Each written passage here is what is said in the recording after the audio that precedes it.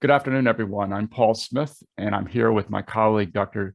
Suzanne Levi-Sanchez, and it's September 10th, 2021, one day before 9/11, the 20th anniversary, which is the reason we went to Afghanistan.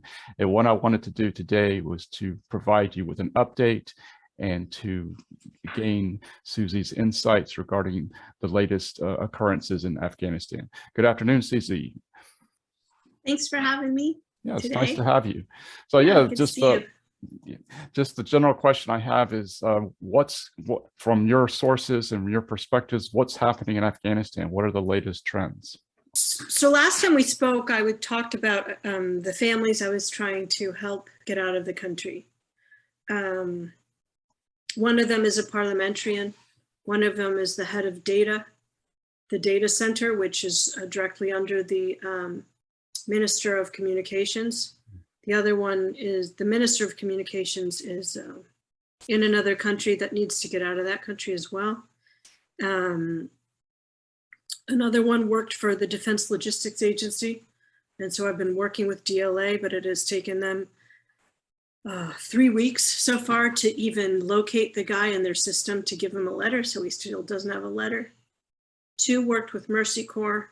2 worked with the Aga Khan Foundation. 1 is a student in China that can't come back now because he worked with the UK and the US.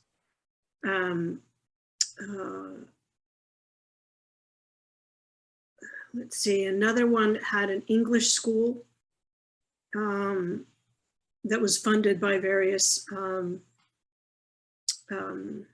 donors, foreign, of course, Western donors. And then 3 people contacted me yesterday. So it's pretty overwhelming, and frankly, I've been entirely unsuccessful.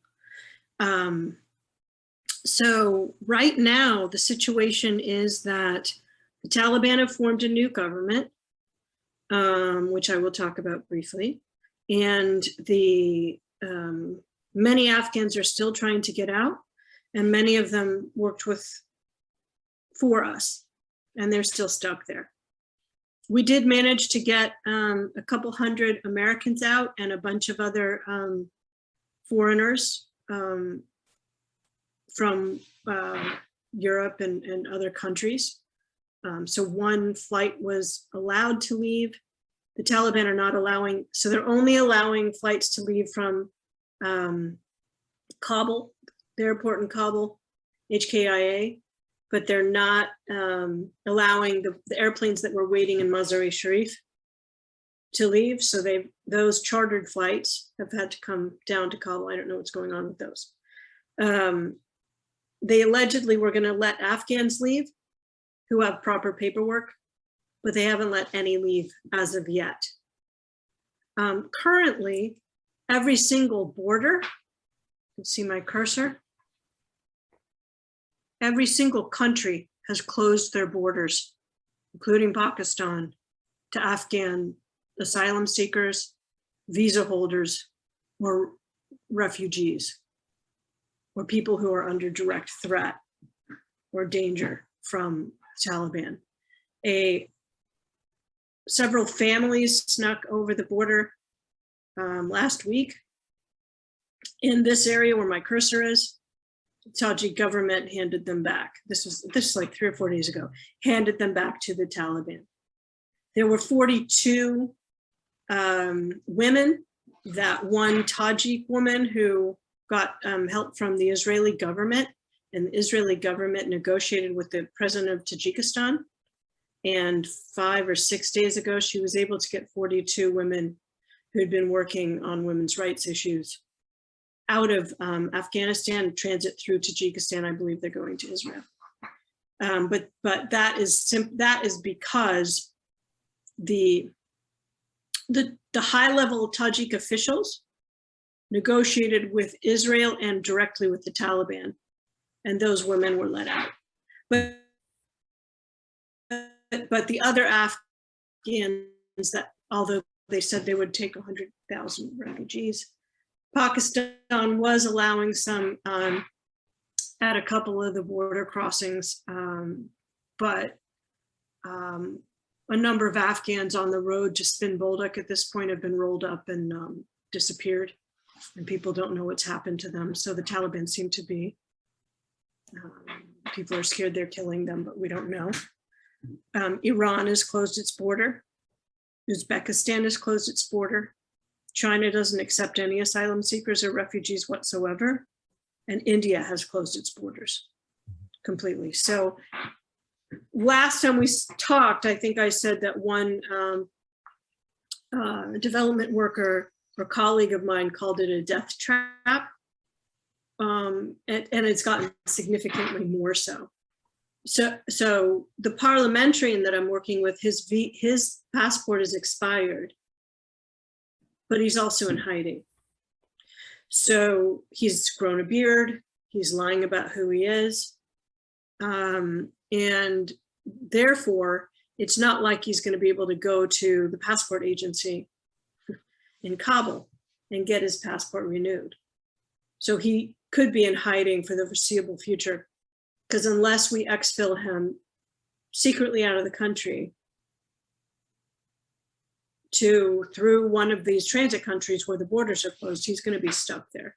And that's the case with thousands and thousands of Afghans. So I'm part of a organization that is being stood up called the Afghanistan Support Group. And so our website is almost built. It's about, at this point, probably, it was 1,400 expats who'd worked in Afghanistan. It's probably more like 2,000 now. But not just expats, veterans, a whole bunch of different people are involved in it. Some of the people have had success getting people out, and most of us have not. Sadly, I actually asked the group if anybody had had success. And out of a lot of people that responded, many people, there were 2 that had had success. That's how bad it is. So if each of those people, if each person in our group out of 2,000 is helping anywhere between 5 and 100 people, because some people are helping a lot, some people less, you can, that's just one group, and there's about 8 or 9 different groups. You can imagine how many Afghans are trying to get out.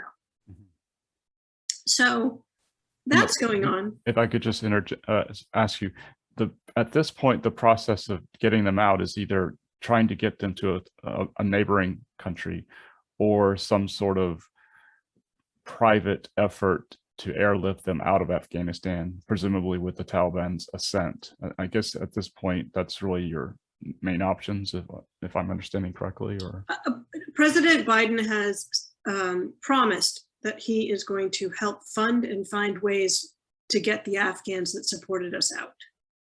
The question is, if the Taliban won't let him out, what options is he going to have? Okay. So the Taliban have promised they're going to let him out, but they're finding all kinds of ways to block that.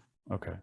So it's hard to say. But if we negotiate with the Taliban and then they agree, excuse me, there's going to be a group of Afghans. Let's say that negotiation is successful. There's going to be a group of Afghans that have their passports and their proper papers and have the proper visas. That would be the group that the Taliban lets out.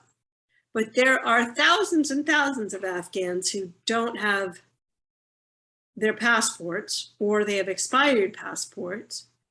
And the Taliban aren't going to let those ones out. And those ones out would have to sneak out or get smuggled out. And there are now smuggling groups too, but most of them are just ripping people off. You know, they're coyotes, really, you know, but they're not, from what I can gather, there's a lot of scams going on, and people are taking advantage of a lot of desperate people. So my group has been trying to get the word out to Afghans as much as possible. Another big challenge is today, allegedly, the Taliban, and this comes from sources on the ground in Kabul, so it's not a rumor mill. Allegedly, the Taliban are now monitoring phones, WhatsApp, all social media, and they are controlling that at this point. So for Afghans who partnered with Westerners who are contacting them for help, it has suddenly gotten very, very dangerous. So there's a couple of, you can create alternative networks that sort of ride on things that stay off the radar. I don't think Signal is going to work there very well, but I do think there are, I think, 2 alternative networks that are one has been up for a little bit, and there's another one being worked on so that Afghans do have a way, but I think it's going to be challenging. I mean, some of my contacts have had the internet has gotten slower and slower. And so there's been some documents I've needed from them in order to give them to senators, representatives, or, you know, agencies or whatever. And it's gotten more and more difficult to do any of that. That's a long-winded way of saying it's bad. So to sum up, I think that the Taliban, well, the other thing that's important is the Taliban formed the government. And I think one part of that that's quite important is that Ahundzadeh is the head of it. And then his relative is the prime minister. And there is also his relative who is the head of the counter narcotics. So that means that they are that family group is controlling all of outside interaction as well as the trafficking. And that's basically the entire economy is being concentrated in one family network, if that makes sense. And I think to sum up, the situation is this. So on July 9th, this is how Afghanistan was. August 16th, and all of this is, so this is all red now, meaning Taliban control all of it. This is where we are. They're also controlling all the borders. All the borders are closed. There's, I don't know how many. I would say there's at least a couple 100,000 Afghans, if not 1 million Afghans. And I don't think that's an exaggeration, who want to leave the country or are under threat. And I think it's been reported to be by my contacts I'm trying to help that one of them contacted me this morning and said the Taliban had shut down his bank account and his whole family's bank account, and they're living off of cash reserves from their company that they used to have. And the Taliban asked them what they did with the Westerners. And so what has been recommended is that people, you know, find ways to avoid telling the Taliban. I'm not going to say any more about that, but so it's really hard for any Afghans that worked for the government or worked for foreign countries, foreign governments. And the Taliban said they're not going to take revenge, but they are. And they're actively searching for those people. So it remains to be seen 3 things to sum up. 1, can Afghans who helped us get out,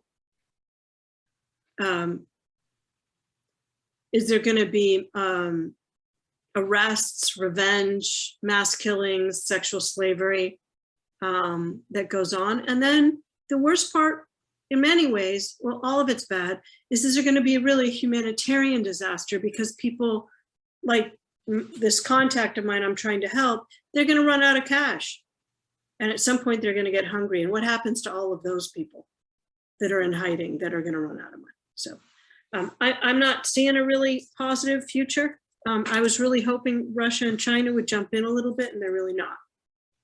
So here we are. Okay.